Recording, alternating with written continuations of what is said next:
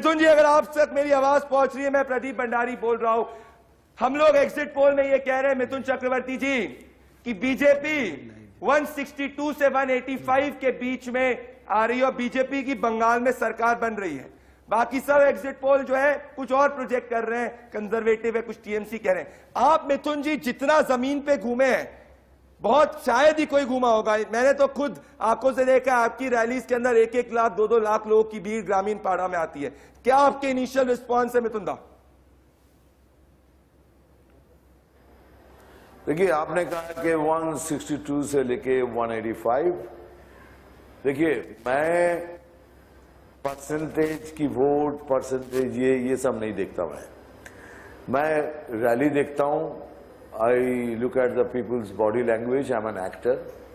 मैं एक्टर होने के नाते मैं बॉडी लैंग्वेज देखता रहता हूं, और जोश और जो भीड़ वो नहीं है। देखिए, मैं कोई दिन में सपना तो नहीं देखता कि मैं डेफिनेटली आप लोग जो बोलते हैं मैं legendary superstar, what ever you से, ओके। लेकिन वो जो लोग आए थे लाखों के तादाद में, वो कोई हीरो को देखने नहीं आया। तो ये हीरो देख के बोर हो चुके हैं आई थिंक अभी तक। लेकिन जो आए थे कि उम्मीद लेकर आए थे, आशा लेकर आए थे, और रैली में चलते रहते कि अब कुछ होगा बंगाल में। क्योंकि 44 ईयर्स एक स्टेट खाली विरोधिता कर रहा है। अब कुछ होगा, अब एक्चुअल बदल होगा, अब परिवर्तन होगा। दिल्ली में बीजेपी, यहाँ के बीजेपी सब मिलके हम लोग बंगाल को एक सोनार बांग्ला बनाने में हम कामयाब रहेंगे। इसलिए लोग आए थे। आप 162 183 बोल रहे, मेरे दिमाग में तो और ज्यादा है, लेकिन फिर भी चलिए आपको मान के चलता हूं।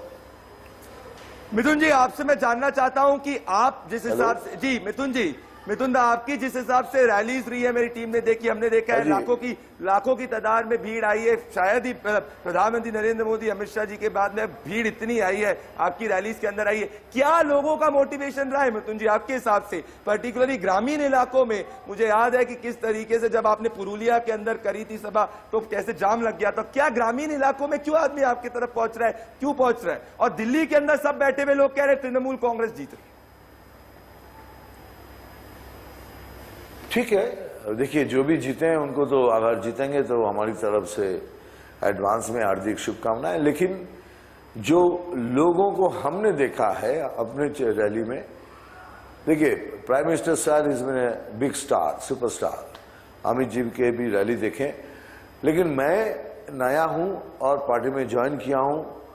मैं जब रैली को देखता हूं, मैं रैली को उस नजर से देखता हूं कि अभी वो फिल्म एक्टर वाली रैली नहीं है। This is not the film actor rally, क्योंकि ये मेरे साथ बंगाल के लोगों के साथ मेरा हृदय का रिश्ता है। It is from inside. मैं दिलों से उनके प्यार करता हूँ। ये मेरे परिवार जैसे है। ये I feel they are my relatives. उस हिसाब से उस थिंग को नजर में रखते हुए बोलता हूँ कि आप बोल रहे हो, बाकी लोग बोल रहे हैं, वो अपने हिसाब से बोल रहे हैं। I respect that. लेकिन आप जो बोल रहे हैं 162 183, मैं उससे ज्यादा सोच रहा हूँ।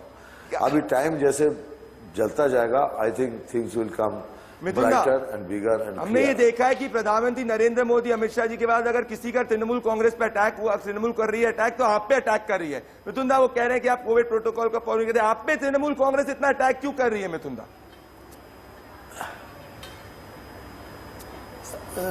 देखिए, मुझे अटैक करने की वजह यही है कि मैं भी एक बंगाल सेंटिमेंट हूं। क्योंकि अभी तक बहिरागत का अटैक चल रहा था, तो मेरे आने से वो तो बंद हो गया। आप मेरे को बहिरागत तो नहीं बोल सकते, चाहे आप कुछ भी कर लो, क्योंकि मैं यहाँ के पैदाइश है, मेरी सब कुछ मेरे है। बाकी लोगों की तरह मैं भी बाहर काम करने जाता हूँ, लेकिन मेरी जो नाड़ी है ना, यहाँ बंधी हुई है। I have done also more Bengali films, more Bengali shows, and with the people I have got great attachment. मैं वो माइक पकड़ के दूसरों को इम्प्रेस करने के लिए बात नहीं करता। लोग जानते हैं मैंने क्या किया। मैं अपनी पब्लिसिटी कभी नहीं करता, आज भी नहीं करूंगा। और लोगों ने जो मेरे को अटैक किया है, thank you very much, keep doing it. मैं कभी पर्सनल अटैक किसी को करता नहीं। मेरी फाइट थी डिफरेंस ऑफ पॉलिसीज। राजनीति नीति की लड़ाई है, कोई पर्सनल लड़ाई नहीं है। तो मैं उसको उस तरह से देखता हूं। और मैंने, आप देखिए, अगर किसी भी कैंपेन में मैंने अगर किसी कैंडिडेट का नाम लिया हो या किसी पार्टी का नाम लिया हो, आप देखिएगा, सुनिएगा, कभी एक भी जगह ना पार्टी का नाम ना कैंडिडेट का नाम मैं नहीं लेता हूं, और ना लिया है ना लूंगा, क्योंकि मेरी नीति, मैं अपनी नीति आपको समझा रहा हूं। अगर लोगों को मेरी नीति पसंद है मुझे वोट करेंगे, उनकी नीति पर उनको पसंद करेंगे, वेरी क्लियर। बट ये पर्सनल अटैक, मतलब सॉरी, मैं beyond my thinking, I can't do that. Mithun da, मेरा आखिरी सवाल, मुझे पता आप इतने व्यस्त हैं और मैं चाहता हूं आप अपने अंदाज में इसका एक बार जवाब दे सकते हैं। बंगाल की जनता जो है आपको अपना दादा के रूप में देखती है, क्या इस बार दादा बंगाल में एक बड़े राजनीतिक रोल में चुनाव के वक्त चुनाव के बाद देखने को मिल सकते हैं? इसका क्या आप अपनी स्टाइल में कैसे रिस्पॉन्ड करेंगे मिथुन? देखिए ये बात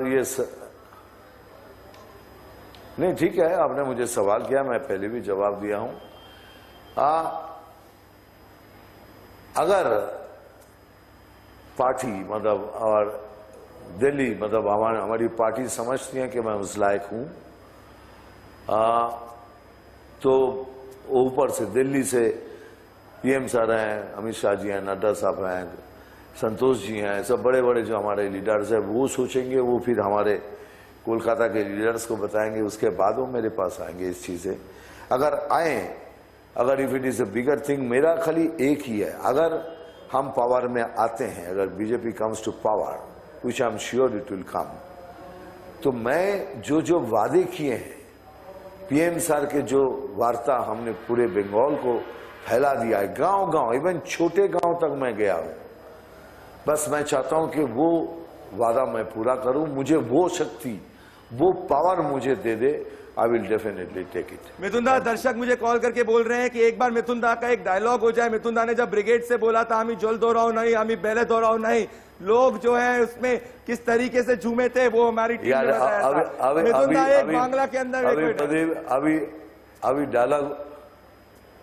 अभी एक डायलॉग मत बुलाओ, अभी डायलॉग नहीं बोलूंगा, जब वक्त आएगा फिर बोलूंगा, वादा करता हूं तुमको ही बोलूंगा। चलो, थैंक यू वेरी मच। मेरे साथ आप जुड़े, बहुत बहुत धन्यवाद, शुक्रिया दोस्तों। मिथुन